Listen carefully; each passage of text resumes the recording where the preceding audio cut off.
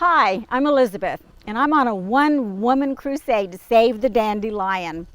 Look at this little beauty. She is so full of medicinal and nutritional aspects. Why would we spend billions of dollars to try to eradicate her?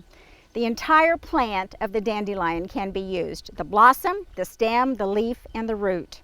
We harvest the blossom and the stem and the leaves in the spring and summer. And in the winter, we harvest the root because after the first frost, all of these wonderful constituents hang out down in the root so we can get all of the good medicinal qualities. Today, we're going to talk just about the blossom and things you can do with it.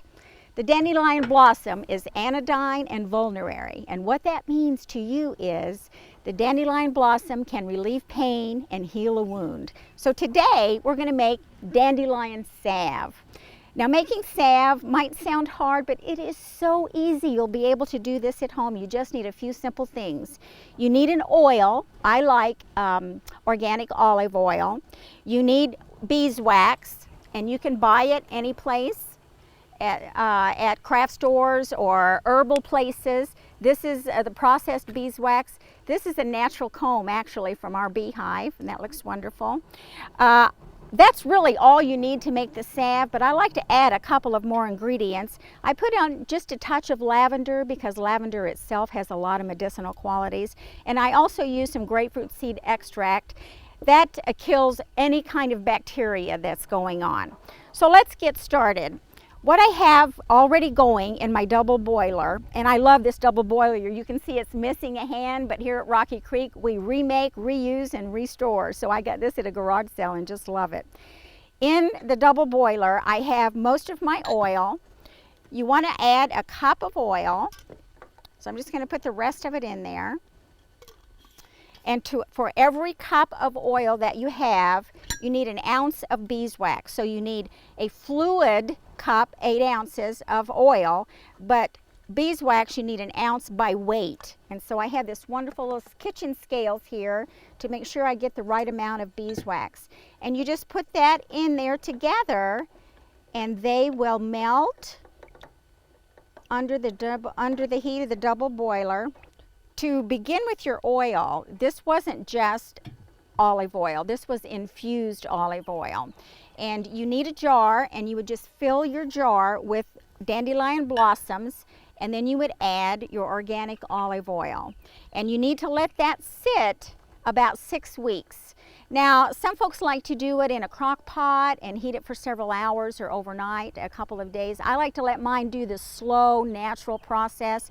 I think you get more of the constituents out of it like that. Now, the beeswax, when you buy it, it can come in a bar, and those are murder to try to grate. I have a grater here, and I have used that.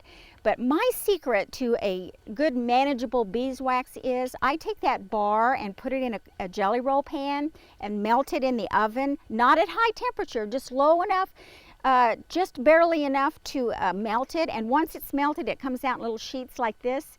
And then I just break it apart. I put it in the, after it's melted, I put it in the freezer and let it freeze, and then once it's nice and cold, it just breaks apart like this, and it is so manageable, and it's really easy to weigh in those little pieces. So I think our beeswax here is melted.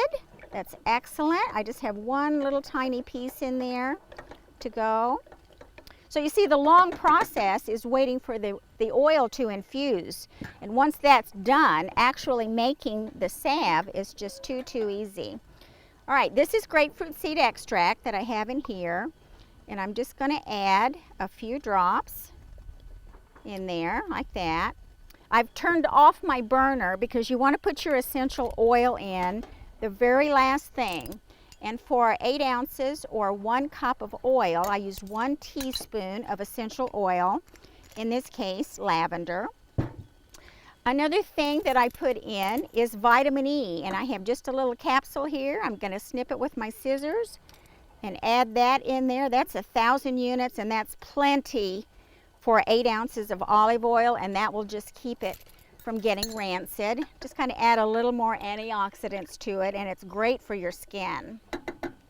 Okay, we're just going to take our oil now and pour them into these little tins. Like I say, you don't have to have tins. You can have a little jar or whatever.